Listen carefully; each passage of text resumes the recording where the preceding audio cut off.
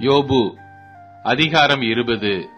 அப்பொழுது நாகமாத்தியனான சோப்பார் பிரதியுத்தரமாக, இதற்காக மறு உத்தரவு கொடுக்க சிந்தனைகள் என்னை ஏவுகிறபடியால் நான் தீவிரித்து சொல்லுகிறேன். நிந்தித்தேன் என்று நான் கடிந்து கொள்ளப்பட்டதை கேட்டேன். ஆனாலும் உணர்வினால் என் ஆவி பிரதியுத்தரம் சொல்ல என்னை ஏவுகிறது.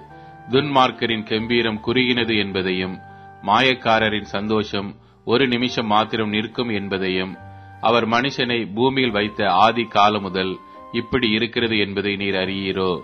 அவனுடைய மேன்மை வான பரியந்தம் உயர்ந்தாலும், அவனுடைய தலை மேகங்கள் மட்டும் எட்டினாலும், அவன் தன் மலத்தைப் போல என்றைக்கும் அழிந்து போவான்.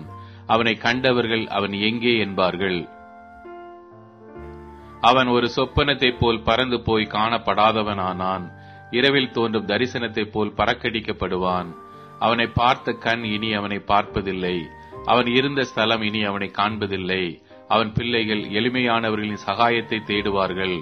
அவன் பறித்ததை அவன் கைகள் திரும்ப கொடுக்க வேண்டியதாகும்.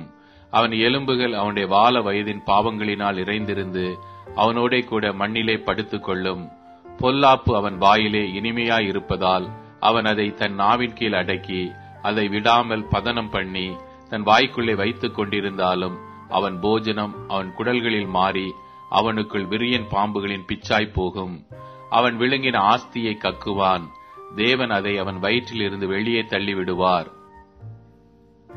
அவன் விரியன் பாம்புகளின் விஷத்தை உறிஞ்சுவான். விரியனின் நாக்கு அவனை கொல்லும்.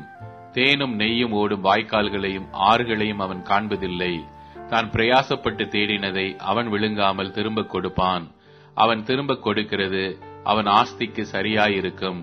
அவன் களி கூறாதிருப்பான். அவன் ஒடுக்கி ஏழைகளை கைவிட்டு தான் கட்டாத வீட்டை பறித்தபடியினாலும் தன் வயிறு திருப்தி அற்றிருந்தபடியினாலும் அவன் இச்சித்த காரியங்களில் அவனுக்கு ஒன்றும் இருப்பதில்லை. அவன் போஜனத்தில் ஒன்றும் மீதியாவதில்லை.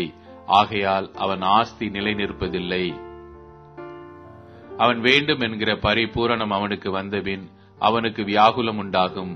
சிறுமைப்படுகிற ஒவ்வொருவருடைய கையும் அவன் மேல் வரும். தன் வயிற்றை நிரப்பத்தக்கது இன்னும் அவனுக்கு இருந்தாலும் அவர் அவன் மேல் தமது கோபத்தின் உக்கிரத்தை வரவிட்டு அவன் போஜனம் பண்ணுகையில் அதை அவன் மேல் சொரிய பண்ணுவார். இருப்பு ஆயுதத்துக்கு அவன் தப்பியோடினாலும் உருக்குவில் அவனை உருவையையும் உருவின பட்டயம் அவன் சரீரத்தையும் மின்னுகிற அம்பு அவன் பிச்சையும் உருவி போகும். பயங்கரங்கள் அவன் மேல் வரும். அவன் ஒலிக்கும் இடங்களில் காரிருள் அடங்கியிருக்கும். அவியாத அக்கினி அவனை பட்சிக்கும். அவன் கூடாரத்தில் மீதியாயிருக்கிறவன் தீங்கு அனுபவிப்பான். வானங்கள் அவன் அக்கிரமத்தை வெளிப்படுத்தி பூமி அவனுக்கு விரோதமாக எழும்பும். அவன் வீட்டின் சம்பத்து போய்விடும். அவருடைய கோபத்தின் நாளிலே அவைகள் கரைந்து போகும். இதுவே தேவனால் துன்மார்க்கனுக்கு கிடைக்கும் பங்கும் அவன் செய்கைக்கு தேவனால் அவனுக்கு வரும் சுதந்திரமுமாம் என்றான்.